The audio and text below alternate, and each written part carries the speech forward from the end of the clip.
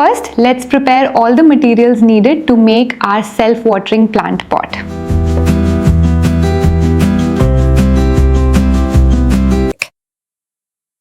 Now, carefully make a small hole in the bottom of the plant pot for the water wick.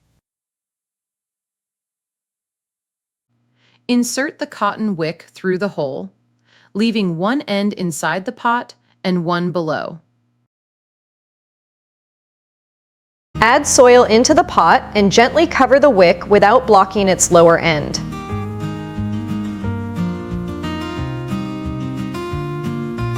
Place the small plant into the soil and gently press the soil around its roots.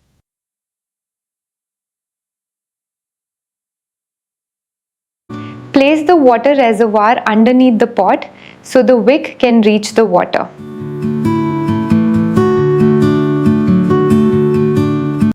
Fill the reservoir with clean water, making sure the wick reaches the water.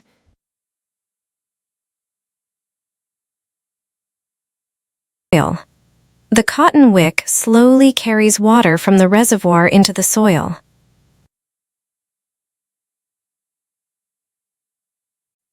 Our self-watering plant pot is ready.